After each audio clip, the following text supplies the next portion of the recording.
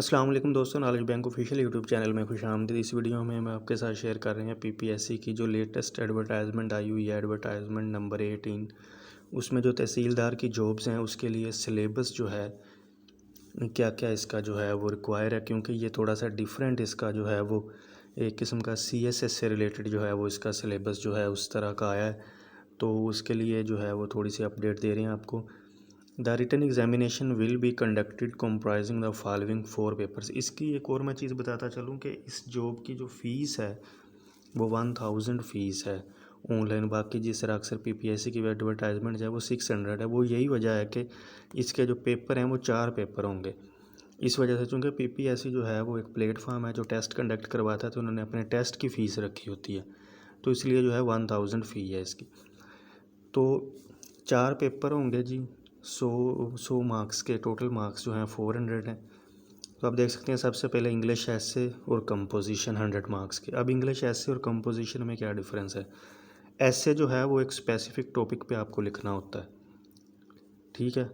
एसे जो है वो कंपोजिशन हो सकती है, लेकिन कंपोजिशन जो है ये जिस तरह कोई रिसर्च आर्टिकल, कोई स्टोरी, कोई पोइम, कोई मकालमा, कुछ भी हो सकता है किसी स्पेसिफिक टॉपिक पे, लेकिन ऐसे जो है ये इससे अलग है।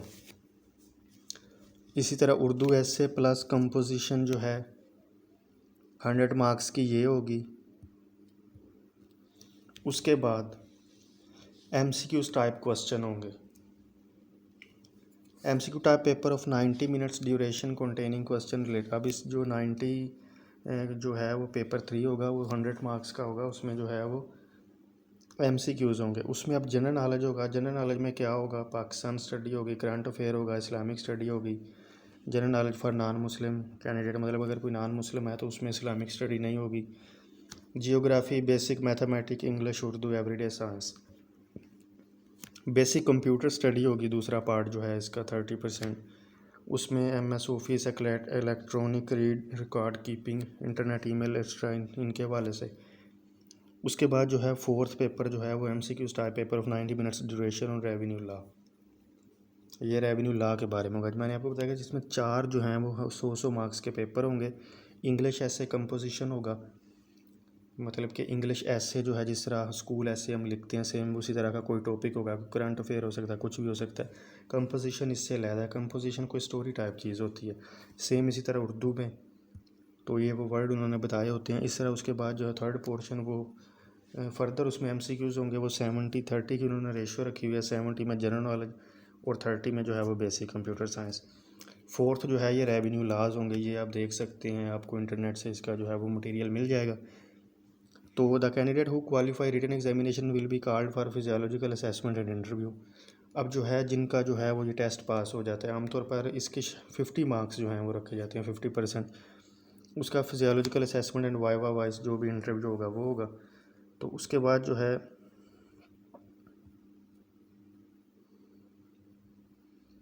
ये मज़ीद एक चीज़ ऐड करते हैं इसमें, और लिखी हुई है कि negative marketing shall be made and 0.25 marks shall be deducted for each incorrect answer in the MCQ paper. जो एमसीक्यू का पेपर है 3rd पोर्शन, उसमें उन्होंने कहा कि अगर आपका कोई आंसर गलत होता है तो उसका जो है वो नेगेटिव मार्किंग होगी 0.25। इस तरह a candidate shall have to obtain 40% marks in each paper and 50% marks in the aggregate to qualify interview। 40% marks होने चाहिए आपके हर पेपर में और 50% होने चाहिए इंटरव्यू के लिए। thereafter a candidate shall also secure 50% marks in the interview। और फिर जो कैंडिडेट 50% मार्क्स जो है वो इंटरव्यू में लेगा वो फर्दर जो है वो फाइनल मेरिट लिस्ट के लिए सिलेक्ट होगा। इसमें उन्होंने 2 चीज़ें बताई हैं। एक तो नेगेटिव मार्किंग होगी 0.25 की अगर आपका आंसर गलत होता है, और दूसरा जो है आपको सभी पेपरों में से 40% मार्क्स लेना लाजमी है, और इंटरव्यू के लिए क्वालिफाई करने के लिए 50% मार्क्स लाजमी है। तो जिनके 50% आ जाएंगे वो फर्दर फाइनल के लिए जो है वो सिलेक्ट हो जाएंगे। ये इसकी फ़र्दर जो है लिखी हुई है, ये आप एडवर्टाइजमेंट जो है वो पीपीएससी की वेबसाइट से देख सकते हैं। तो ये इसका जो है सिलेबस का क्राइटेरिया यही है। तो इसी के हिसाब से आपने अपने आप को प्रिपेयर करना है। मैंने आपको बताया जिसमें 4 जो हैं वो 100 मार्क्स के पेपर होंगे। इंग्लिश ऐसे कंपोजिशन होगा, मतलब कि इंग्लिश ऐसे जो है, जिस तरह स्कूल ऐसे हम लिखते हैं, सेम उसी तरह का कोई टॉपिक होगा, करंट अफेयर हो सकता है, कुछ भी हो सकता है। कंपोजिशन इससे अलग है, कंपोजिशन कोई स्टोरी टाइप चीज़ होती है। सेम इसी तरह उर्दू में तो ये वो वर्ड उन्होंने बताए होते हैं इस तरह। उसके बाद जो है थर्ड पोर्शन वो फर्दर उसमें MCQs होंगे, वो 70-30 की उन्होंने रेशियो रखी हुई है। 70 में जनरल नॉलेज और 30 में जो है वो बेसिक कंप्यूटर साइंस। फोर्थ जो है ये रेवेन्यू लॉज होंगे, ये आप देख सकते हैं, आपको इंटरनेट से इसका जो है वो मटेरियल मिल जाएगा। तो the candidate who qualify written examination will be called for physiological assessment and interview. अब जो है जिनका जो है वो ये टेस्ट पास हो जाता है, आमतौर पर इसके 50 मार्क्स जो हैं वो रखे जाते हैं, 50%। उसका physiological assessment and viva wise जो भी इंटरव्यू होगा वो होगा। तो उसके बाद जो है